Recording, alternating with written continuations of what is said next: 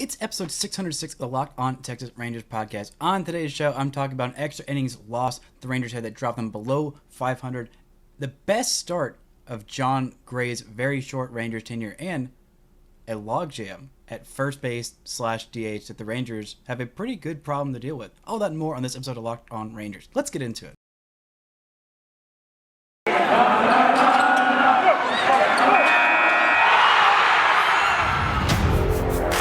You are Locked On Rangers, your daily Texas Rangers podcast. Part of the Locked On Podcast Network, your team every day.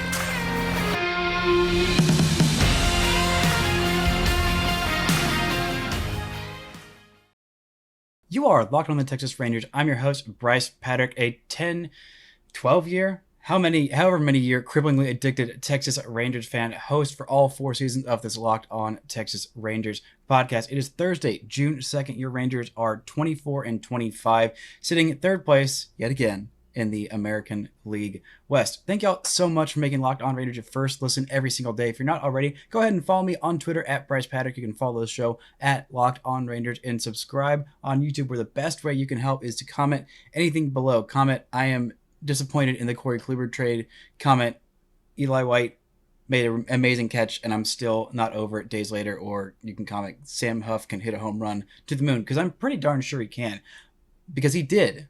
Well, not quite to the moon, but still 430 plus feet in this 4-3 extra innings loss for the Rangers. A 4-hour game right after a quick breezy game the day before. This one was a long one, didn't finish until late into the night. An 11 inning marathon fest for these Rangers and Rays. It looked like the Rangers might just take the brooms out and sweep the Rays in this 4-game series, which would have been absolutely amazing. The Rangers had 9, I believe it was actually 10 perfect innings, because once Martin Perez took that liner off the shin, and I believe it was the second inning, he did not allow a single base runner for the rest of the game. The Rangers bullpen did not allow a single base runner for the rest of the game. And for most of his start, Jon Gray had not allowed a single base runner. He was absolutely fantastic in this one. 7 innings of 1-run ball. The only run came off of a solo shot from Randy Arozarena, the thief of the American League Rookie of the Year trophy from last year, from his former teammate Adolis Garcia. No, I'm still not over it. 12 strikeouts, 2 walks. Fantastic work from him in this one. The Rangers lineup it couldn't quite get it going against former Ranger great Jeffrey Springs. That's right. Jeffrey Springs is on the Rays. In case you forgot, he was a 30th round pick by the Rangers many years ago. Came up in 2018, had a really solid year for the Rangers that year, and then was not great in his next year. A 3.38 ERA in 18 games for Texas, 32 innings in 2018, a 6.40 ERA in 25 games in 2019. Then the Rangers would trade him for first baseman Sam Travis. Sam Travis, yeah. It went that well in 2020, right after they DFA'd him for the last time. But this was a solid game overall. Nathaniel Lowe and Sam Huff were the big heroes in this one. Nathaniel Lowe, after he hit a home run off of Jeffrey Springs, screamed out, "That's what happens if you effing throw at my face," except he didn't say effing. He said the actual F word, which this is a family-friendly podcast, so I'm going to keep it PG on this one. And after the game, he said, "Yeah, I don't have any ill will towards Jeffrey Springs. I'm sure he's a nice guy and a great teammate." They were actually never on the same team because the year that Springs first came to the Rays was actually, I believe, the first year that Nathaniel Lowe was on the Rangers. So they never overlapped on the Rangers or the Rays. So, Levi Weaver confirmed that, yes, Jeffrey Springs is a good dude. But all in the heat of battle kind of thing. And it was a nice home run for him, a multi-hit game for him. His 4th home run of the season, a solo shot. Both the home runs in this one were solo shots. Sam Huff in the 2nd inning absolutely crushed his first home run of the season. We've been waiting for it. We know that power is there. It is legit 80 grade. That guy has got Joey Gallo in, Giancarlo Stanton-ish, Mike Trout-ish kind of power. This guy hits baseballs to places that nobody hits baseballs. And he had been getting a whole lot of singles to start his major league season, which was a little surprising because this is a guy who just gets a crap ton of extra base hits. He had 2 of them in this one. He had his 2nd double of the season as well. a really solid outing for him catching in this one. Nathaniel Lowe was playing first, and of course, Mitch Garver was at DH in this one. Top of the Rangers order, didn't do a whole lot. Just not a great day for Marcus Semien. 0 for 6 with 3 strikeouts. He was at 199 batting average. At 199, his 5-game hitting streak did not get extended into 6 games. Just not a great day offensively for him. Did put together some pretty nice plate appearances, including one of those strikeouts, which was, I believe, 9 pitches in that plate appearance. And he just got rung up on a very, very tough pitch to take for a third called strike. But multi-hit game from Corey Seager, just a couple of singles. It's fine. Garver worked a walk, 0 for 4. Got pinch run for by Charlie Culberson when he was the zombie runner in extra innings, which I kind of forgot happened. And so when Jonah Heim came in to pinch hit in the 11th inning, I thought, wait, hold on. Oh, and what are we doing? Why are we pinch hitting for Mitch Garver? What is the thought here, Woody? And then I remembered, he's pinch hitting for Charlie Culberson. That's a smart move. That's a smart move in the bottom of the 11th inning when your season or the game is coming down to that. Not your season. The whole season did not revolve around this one game. But it was an all right game for Eli White. Had a single, couple of strikeouts. Did his defensive thing out there in the outfield. No other extra base hits. A horrible night in terms of leaving runners on and hitting with runners in scoring position. 1 for 12. The Rangers were, I believe, 290 in their previous 3 or 4 games was the stat that they showed on the screen in this one with runners in scoring position. But this knocked that all the way back down to pitiful. 1 for 12. 1 for 12 with runners in scoring position. The Rangers needed to do better. They needed to do better, especially in extra innings. They only got the 1 hit in extra innings. They only scored 1 run in extra innings. And of course that came from Adolis Garcia, who to that point had a pretty rough day at the plate, was I believe 0 for 4 with 3 strikeouts to that point, but did single home a run and tie up the game in the bottom of the 10th inning, extended to the 11th inning. But this is not a great day for Dennis Santana. He is normally the Rangers' go-to guy in situations like this with runners on base. He is their extra innings guy because you start with the stupid zombie runner, which, again, in case you didn't know, it's happening all season. The zombie runner is happening all season. They're going to talk about it, and I believe take it out of the game next year. But for now, this is the stupid crap that we have to deal with because there are more important things to argue and hassle over to get the season starting kind of close to on time, at least before the month of May, which I'm very glad that they did. But anyway, not a great outing for him. He did allow a pair of runs in this one. Only 1 hit though. That's kind of tough luck when you start with runners on second base and everything, but it was just not a super clean 11th inning. The 10th inning run, I don't blame him for as much, but the 11th inning, Ji-Man Choi, he gave up some pretty hard contact to him. He doubled and scored Harold Ramirez, and that was what ended up being the difference in the 4-3 loss. And he was at least able to stop Ji-Man Choi from scoring when he was on second base. But again, the damage was already done. He already allowed a couple of hits. The Rangers did their best. They had the top of the order come up in the 11th inning, but Marcus Semien popped out to Ji-Man Choi. Corey Seager flew out to Manuel Margot, who's having a really, really great season, by the way. And Jonah Heim came in to pinch hit, and he struck out swinging. So, yeah, not a great way to go. Not a super great day for the top of that Rangers order, but it was a great day for Nathaniel Lowe and for Sam Huff, who are both first base / DH, but also Sam Huff is catching pretty well, and so is Jonah Heim. The Rangers might have the best catching core in all of baseball. I'm going to talk about that. And the great start for the Rangers.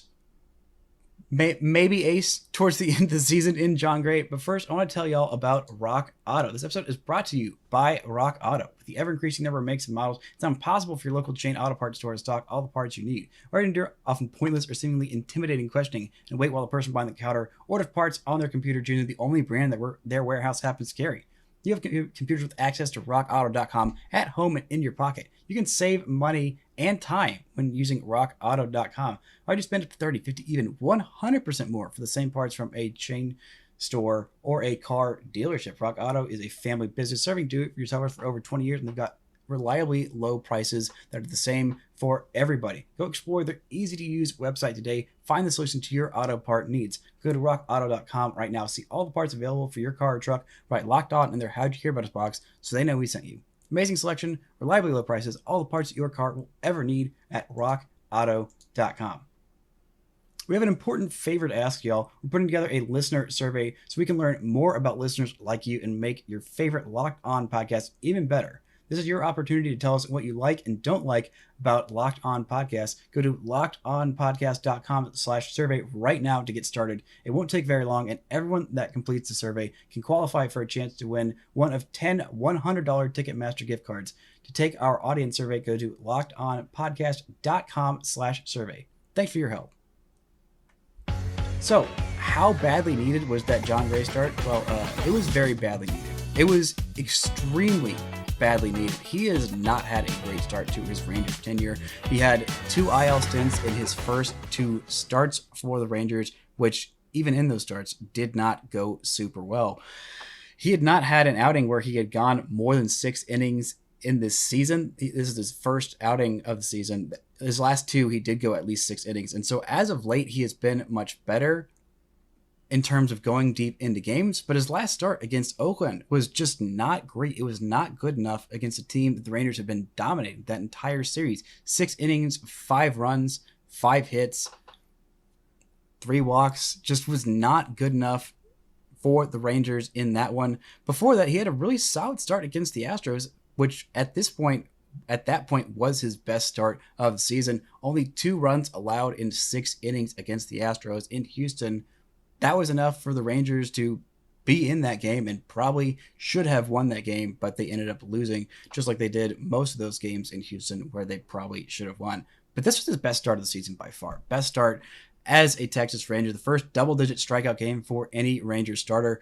By far the most strikeouts he's had in any game so far this season. Only 2 walks. Did allow the 1 home run. That was fine. It was just a solo shot. He did go 7 innings. Gave the Rangers a lot of length, which was really needed, especially since this game went to 11 innings. They only had to use just a few relievers in this one. John King did not have a great outing, did allow a pair of hits and allowed the run to score that would tie the game and it would send this to extra innings. Matt Bush did do very well in his 1 inning of work. But Jon Gray, 12 strikeouts. He had never had more than, he had 8 against the Angels earlier this season. But other than that, that was the only other time that he had more than 5 strikeouts in a game. This is a guy who is a big strikeout pitcher. He has been inconsistent with the Rangers so far. He'd have some outings where he'd look really great, some outings where he would not go very long. He has had the knee brace on for most of the season, and again, he had a shortened spring training, but everybody did. Martin Perez had a shortened spring training, and he came in injured as well, and he has been fantastic. Now, I'm not saying that I expected Jon Gray to have a sub 1.5 ERA and lead all of baseball in WAR and ERA in all kinds of different categories like Martin Perez did. I'm not saying that. I'm just saying that I expected him to have a little bit better ERA in total. He's got it down under 5 at this point, which again, that's what I ask for all starters. And at this point, everybody except for Taylor Hearn is doing that. He could do that with his 10th start of the season. Hearn's got a 5.36 ERA on the season. Glenn Otto, 4.33. Glenn Otto surprisingly been effective, even though I didn't expect much out of him in that 5th starter role for the Rangers. Also, Dane Dunning has a 4.31 ERA. Right now, Jon Gray is at 4.83. 41 innings, 44 strikeouts. That's at 15 walks and 5 home runs. We'll like to see those walks and home runs go down just a little bit in future starts, but I think he's more than capable of that. This is a guy who has got some really great primo stuff. His fastball velo is playing way up. The slider was very, very effective in this one. And even busted out the curveball a couple of times. Got a strikeout on that one. Looking was super effective. He doesn't throw that curveball very much. Just literally 1% of the time. 1%. And he used it very, very well in this game. Loved what I saw from him. The slider is working. And also the sweeper, the different version of the slider. Both of those were very, very effective for him in this one. The changeup was also used pretty darn well. I like that he used that. I felt like he used it a little bit more in this one than he did on average. On average, he doesn't throw it all that much. He's mainly fastball and slider. Fastball 52% of the time, slider 33%, and changeup just 12%. And like I said, curveball 1%. So using I know the slider and the sweeper are a little bit different. They're both classified here as the same pitch, even though they do both do different things. But adding that changeup is just another look, and it's been a fairly effective pitch for him. It's been pretty decent, busting it out a little bit more. I don't think would hurt him all that much. But the slider has been by far his most effective pitch. Fastball, I would like to see him. I don't know if you can figure out how to put more spin on it.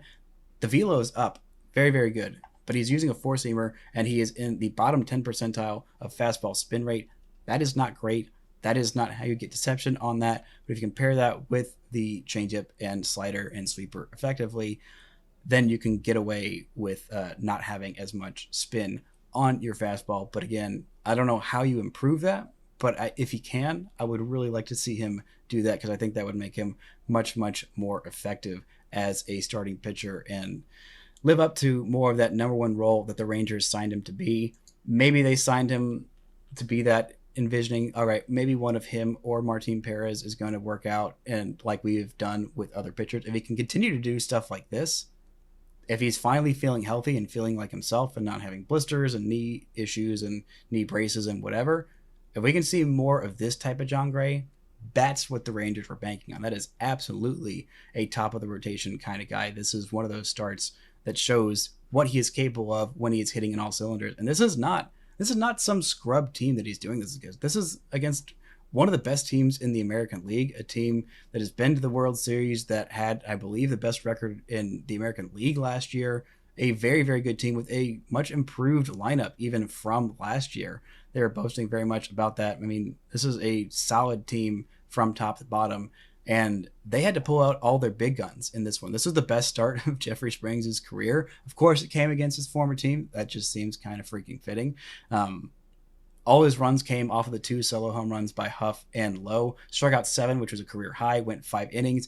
He's been more of a relief type of guy, but they've needed him to be in the starting rotation. So he has been in the starting rotation this year. He has been fantastic for the Rays, a 1.88 ERA, 6 starts, 14 games total, 38 and a third innings for them. Only had 3 home runs coming into this one and allowed a pair of them in this game. They brought out Beeks, another changeup specialist. Both those guys are changeup specialists. Beeks was fantastic and flummoxed Rangers hitters. 5 strikeouts in an inning and 2/3.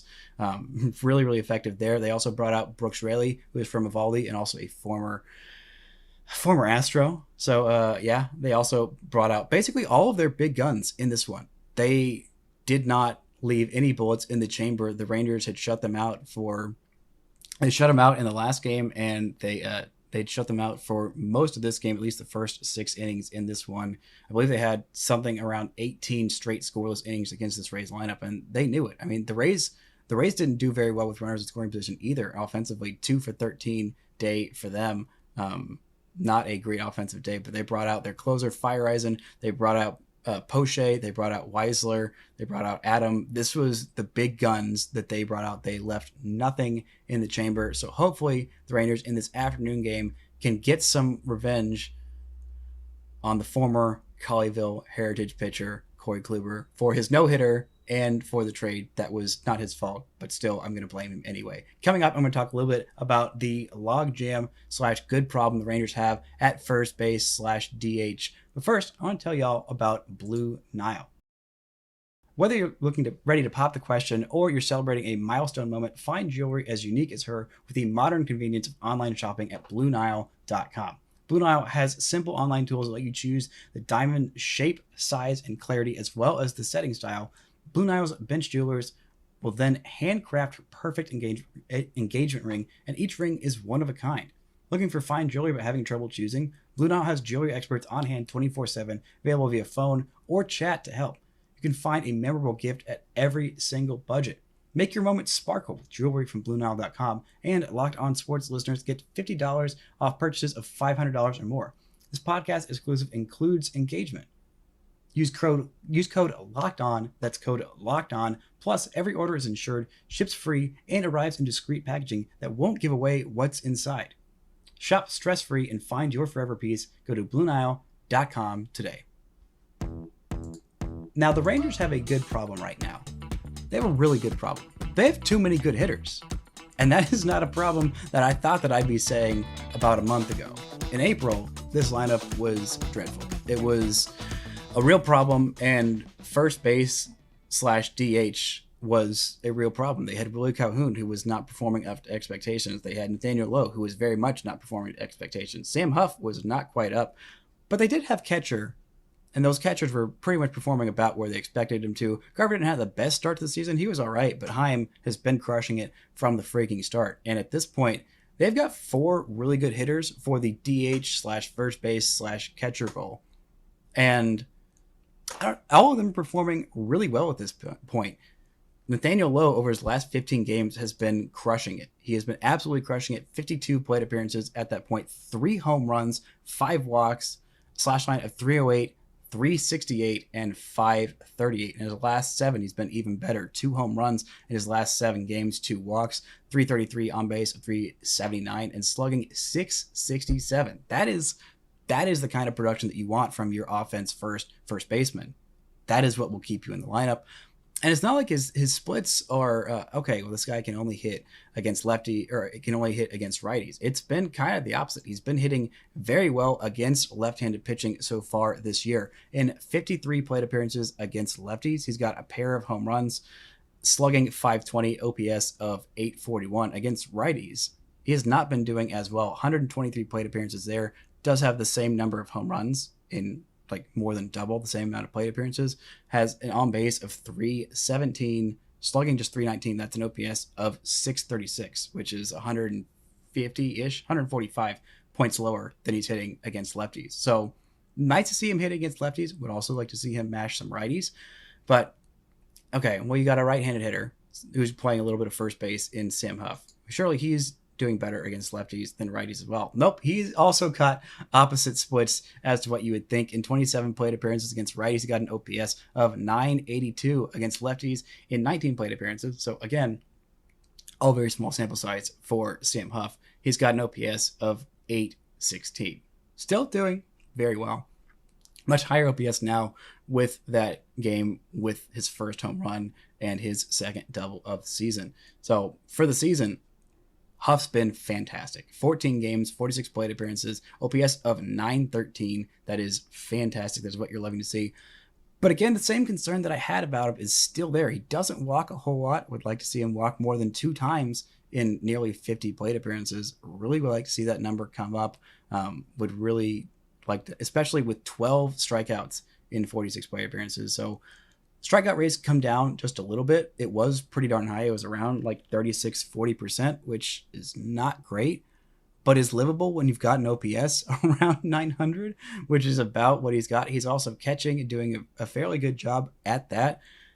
He might end up being Jon Gray's personal catcher. You have a game like this, you want to maintain everything you can, get as consistent as you can with that. So maybe he's going to start catching every Jon Gray start. But you also have Jonah Heim in there at catcher. So Heim's still going to catch most of these games, even though Sam Huff's putting up some pretty darn good numbers. And Heim's numbers, I thought they'd fall back down to earth a little bit more than they have, but they really haven't. They're still pretty darn consistent. He's still one of the best hitting catchers in baseball. He's still got an OPS of it's under 800 now, so it is still a little bit lower. He does have 6 home runs in the season, but his OPS plus 128.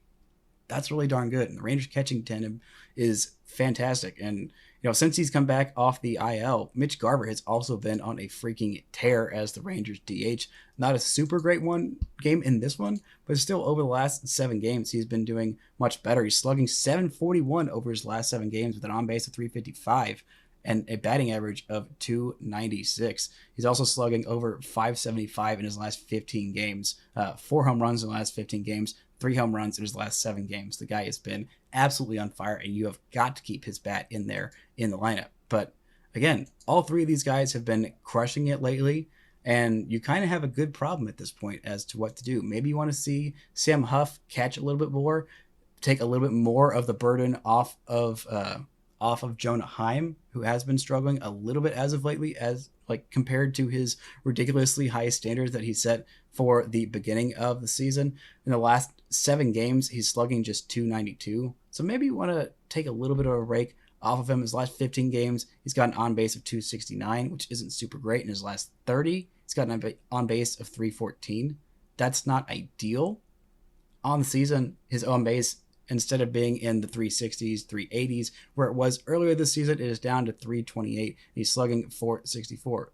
Still solid numbers from the guy you thought was going to be your backup catcher to start the season. Not the world-beating numbers. Maybe Sam Huff's numbers are going to fall back down to earth if he starts to get more plate appearances too. I think they might, because it seems like it's taken a little while for these big league pitchers to figure him out. And even if they do figure him out, there's nothing you can do about his 80 grade power. So again, the Rangers have kind of a good problem right now with these four guys really in the catcher / first base / DH role. You got four guys for three positions. Now, if you want to look at where some of these guys have played elsewhere, if you want to get their bats in the lineup somewhere else, well, right now, Mitch Garver, until further notice, he is DH only. He's not going to play first base, even though he has. He's definitely not going to play in the outfield. But if you look at the rest of his baseball career and how many games these guys have played at their not primary position, Mitch Garver, this is including college and minor leagues and whatever other leagues professionally they have played in. So Mitch Garver in his career has 58 games at first base, 18 games in left field, and 1 game in right field. Sam Huff has 65 games at first base in his career. Nathaniel Lowe has 14 games at third base. He only started 5 of those though. And I really don't think the Rangers want to put him at third base. He has played third base in the major leagues. It was with Tampa Bay though, and they're kind of willy-nilly about just putting guys anywhere. Kind of the Oakland philosophy of, it's fine if you can mash, then we'll find a place for your bat. The Philadelphia Phillies route, if you will. And I don't think they're going to place him at third base a whole lot, but he's going to play a lot of first base. He is not going to, neither of these guys are going to DH very much. It's literally just going to be Mitch Garver for the foreseeable future. I don't see them giving him a whole bunch of days off. Since he is only DHing, I don't think he'll need nearly as much rest. And he might be the strongest bat in this Rangers lineup. But again, this is a good problem to have. Having this many guys, and there's not a whole lot of places otherwise. It's just left field and third base right now that kind of seem to be a little bit of the black hole offensively. But again, Eli White, every once in a while, he's providing a whole lot of value defensively on the base paths, and also offensively, he is providing that spark every once in a while. And at third base, it seems like we're going to get a lot of Josh Smith at this point. So, and his bat is no slouch either, and he is actually a legit good defender at third base. So I don't know. We'll see how they want to play this problem. It seems like it's a decent problem. It's not like you have 5 guys for 3 spots. It's 4 guys for 3 spots in spots that you can kind of rotate these guys out. I think it's a good problem to have. Get a little more time. I'd like to see Jonah Heim get a little bit more time off since he has been struggling in his last 7 games. I think he'll bring those numbers back up. If he finishes the season with an OPS over 800, I will be ecstatic, through the roof excited for this guy, especially if he turns out to catch over 100 games, which I think he might end up doing at this point in the season. But very exciting stuff. Nice to have the depth of this Rangers lineup. And we're going into the 50th game of the season. On tomorrow's show, I'll talk about this afternoon game against Corey Kluber and a little bit of a bigger picture look at where this Rangers team is through 50 games. But first, I want to give a really quick minor league update, some games of importance that have happened over the last couple of days. Jack Leiter had a career high 8 strikeouts in his last start, which was it was a weird start. It was a resumed game, so he started even though he wasn't the starting pitcher. Cody Bradford worked 1 shutout inning, and they played a double header. I believe it was yesterday. Leiter went 5 2/3 innings, did not allow a single run, walked 3, 4 hits, 8 strikeouts in just under 6 innings. And boy, that curveball was nasty. I'm pretty sure 6 or maybe even 7 of those strikeouts came on the curveball. He was getting it for called strikes, dropping it right perfectly at the bottom of the zone, getting it for swinging strikes. Also got a strikeout on 95 up and away off the plate, completely out of the zone, got this hitter to chase. I don't know what he set him up with, but whatever it was super, super effective. And that curveball was absolutely disgusting. Zeke Duran had his 22nd double of the season. Dustin Harris had his 9th homer and 9th steal of the season yesterday. And Spencer Howard in AAA pitched 5 shutout innings, allowed 3 walks, and struck out 6, while Willie Calhoun had a 3-hit day, which included a pair of home runs. That is nice to see. He has not been doing super well in the minors so far this season, but positive update there. Really liked seeing Spencer Howard throw 5 innings at all. That was encouraging. And also not allow any runs or any home runs, which has been a big, big problem for him. Curious about the pitch mix that he used. Would like to hear from somebody who was there. They saw him and knew what kind of pitch mix he was using. But again, no matter how many pitches he was using, even if he just used the fastball, which I can't imagine you could get away with fastball only and throw 5 shutout innings in AAA. But again, very encouraging stuff from the minor leagues. Guys, that's going to do it for this edition of Locked On Rangers. Thank y'all so much for listening. Hopefully on tomorrow's show, for your second listen of the day, you can listen to Paul Francis Sullivan and his Locked On MLB podcast, the best daily podcast in all of baseball, just covering all of baseball. Hopefully trying to coordinate with him to record sometime today for tomorrow. If not, I will try and get it recorded on the weekend with him. It'll be in the Locked On MLB feed. Go check that out. Just keep apprised of my Twitter account. I will let y'all know when that episode's coming out and when we record. Thank y'all so much for listening. And until next time, don't forget to enjoy baseball.